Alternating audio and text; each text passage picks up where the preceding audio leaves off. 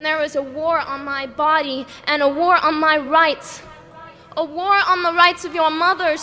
A war on the rights of your sisters.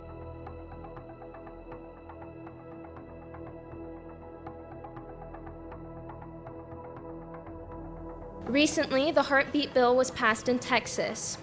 Starting in September, there will be a ban on abortions after 6 weeks of pregnancy, regardless of whether the pregnancy was a result of rape or incest.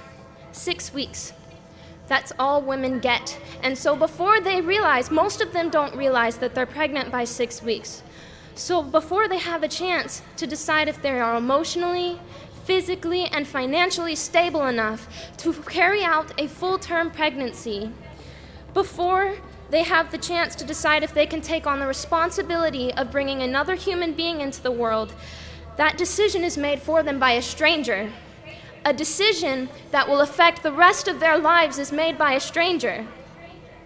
I have dreams and hopes and ambitions. Every girl graduating today does. And we have spent our entire lives working towards our future. And without our input and without our consent, our control over that future has been stripped away from us.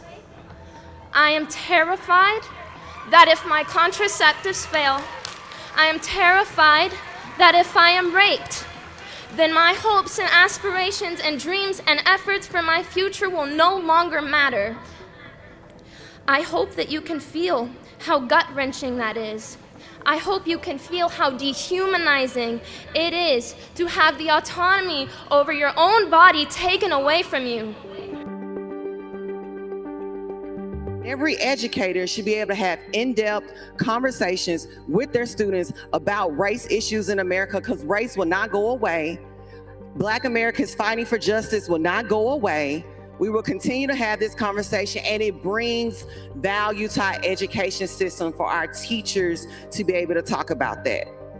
So this is my first opportunity to speak on this because I don't sit on the education committee. And it was told to me that this is a political statement, but don't play political statements with race.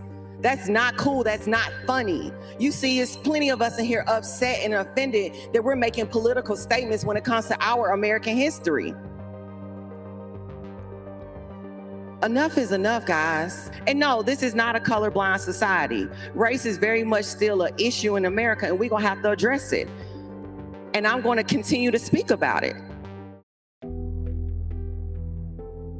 Thank you, Jake, and all the organizers for organizing this, just to give us an opportunity to be together and to stand together and to feel each other. For many of us in our community, this is the first time we are even able to voice our fear and our anger, and I really am so grateful for everyone willing to listen. I'm going to be very, very brief. For one thing that I know many of us in our community are very scared, and I understand that. And one way to kind of go through and get through our fear is to reach out to our community. Everyone here, I will challenge everyone here. If you see something, will you help me? Yeah! If you see one of our sisters and brothers in need, will you help us? Yeah! And so we must understand, as Asian Americans, we just need to reach out our hand to our sisters and brothers and say, help me, and I'm here. And just for one thing, I am proud to be Asian. I want to hear you say, I am proud to be Asian. I am proud to be Asian. I belong here. I belong here. Many of us don't get that chance to be able to say that, so I just wanted to give us an opportunity to be able to shout that. Thank you so much. Some people say that we are being too radical. But the truth is that they are the ones who are radical. Fighting to save our life-supporting systems isn't radical at all.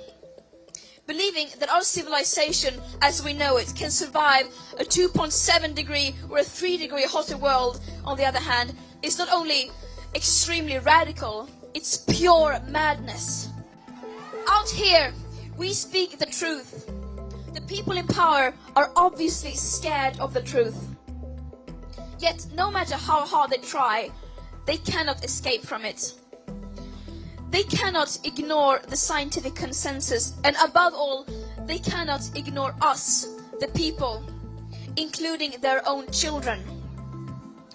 They cannot ignore our screams as we reclaim our power.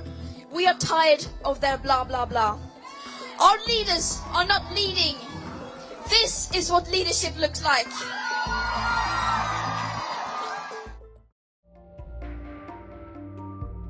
Madam Speaker, Madam Vice President, members of Congress, particularly Senators Mitt Romney and Mike Lee, I'm not the only young person who was robbed of their childhood because you have refused to end gun violence. I'm not the only young person who was forced to take a different path in life because someone I love was impacted by gun violence.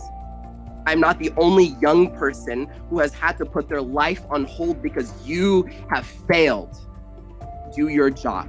Your failure to address the public health crisis of gun violence in America and your choice to do so little in the face of so much injury and death is devastating young families and people across the country. Inaction is undermining our futures. Inaction is leaving children parentless. Inaction is leaving parents childless and destroying entire communities of people. We demand that those that we have elected to office do their part to address gun violence in all of its forms. You work for us. And we expect to live up to the campaign promises you've made for us because we are not going anywhere.